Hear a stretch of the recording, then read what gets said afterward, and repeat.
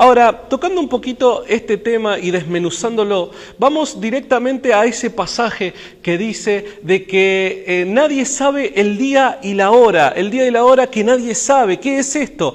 Y muchas veces nos hemos encontrado, yo particularmente cuento experiencias muchas veces que tiene que ver con que vamos a visitar o fuimos en determinadas ocasiones a visitar determinados lugares y se plantea el tema como que en cualquier momento Jesús puede volver, sea un 24 de julio a las 9 de la noche como también un 13 de septiembre a las 9 de la mañana. En cualquier momento tenemos que estar atentos porque Jesús está pronto a venir y absolutamente nadie sabe cuándo va a ser ese momento.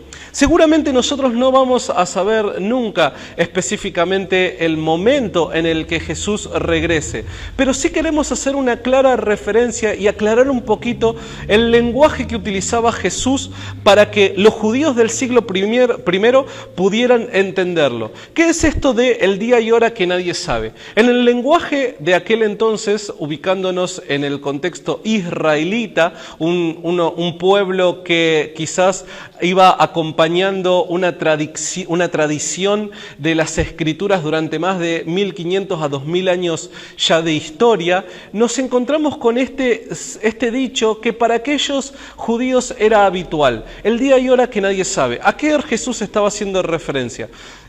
Básicamente estaba haciendo referencia a una fiesta. ¿Qué es esto de una fiesta? Te comento algo para los que no estén atentos o que quizás no lo tengan muy en cuenta el tema.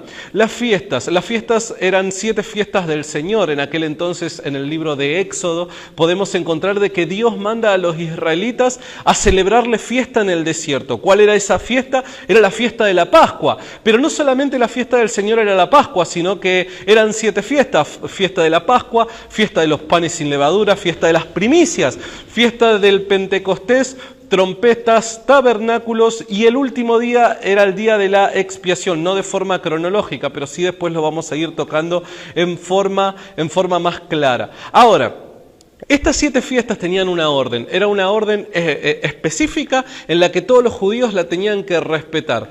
Cada fiesta estaba dividida en 3 áreas, ¿no es cierto? En tres segmentos, perdón.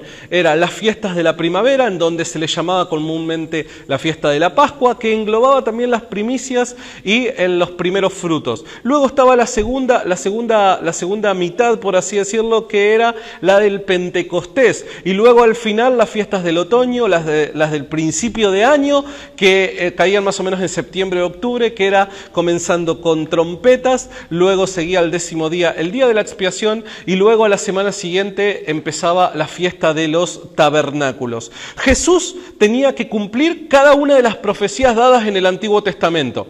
Estas profecías no solamente eran aquellas palabras dadas por los profetas o haciendo referencias a lo que Dios hablaba a la mujer en el libro de Génesis capítulo 3, sino que también Dios dejó marcado tiempos establecidos y determinados rituales que nos daban como evidencia acerca de la obra expiatoria de Cristo en la cruz del Calvario.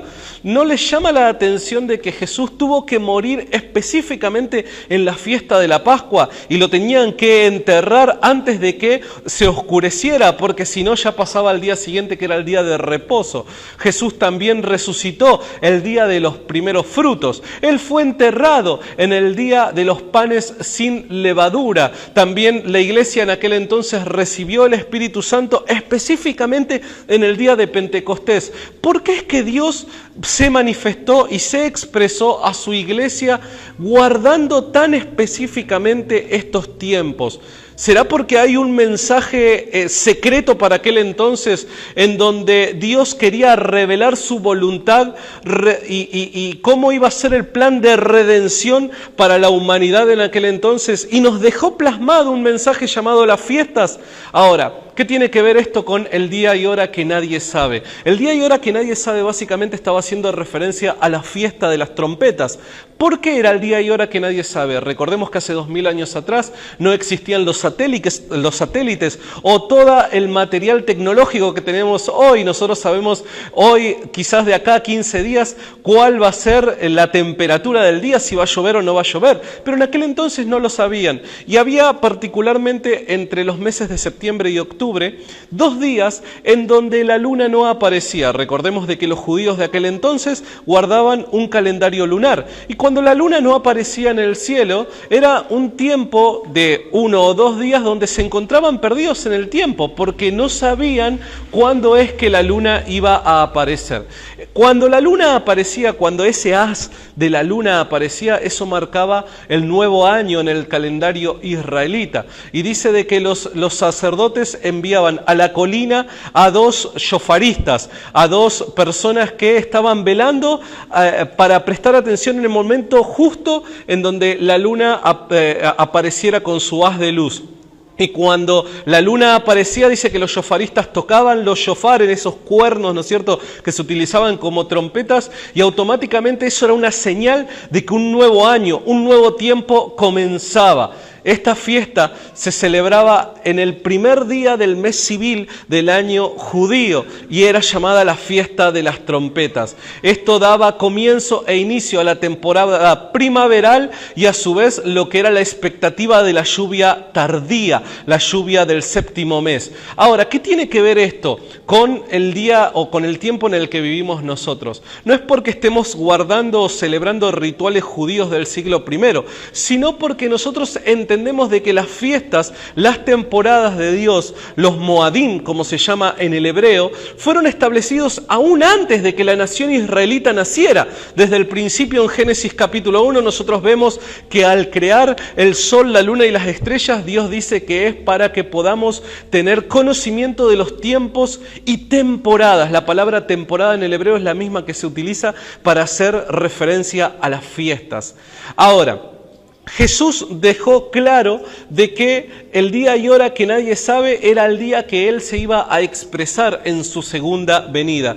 ¿Qué es lo que estaba dando a entender? De que no era un día y hora que lo desconocemos todos y que puede llegar a venir un 15 de agosto a las 3 de la tarde, sino que esto era una clara referencia y señal a que el momento de la segunda venida era el cumplimiento de la fiesta de las trompetas. Por eso es que el apóstol Pablo habla y dice, en la final trompeta, los muertos en Cristo resucitarán y nosotros seremos transformados.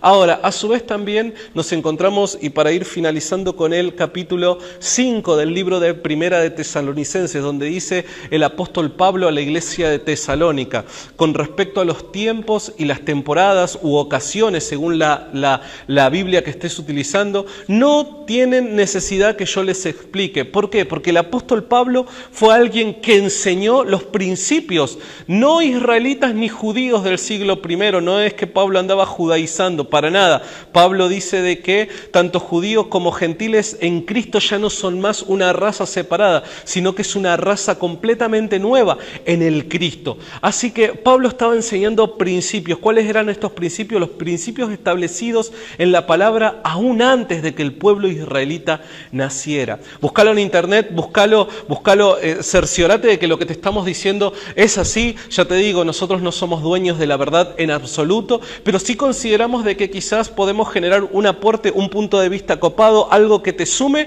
a poder ser vos más edificado, vos más alcanzar una mayor madurez en la comprensión de la palabra y así poder aplicarla a los tiempos en los que vivís y que el propósito de Dios se lleve a cabo en tu vida para con los demás. Desde Rincón Apologético te queremos dar las gracias por seguir siguiéndonos, por seguir compartiendo nuestro material, por cada uno de los aportes, por cada una de las preguntas o de los puntos de vista tanto a favor o en contra que se puedan expresar en este espacio. Estamos abiertos a todo siempre y cuando se respete y se guarde una coherencia. Así que desde acá te queremos saludar desde Argentina. Muchísimas gracias. Mi nombre es Santiago y será hasta la próxima.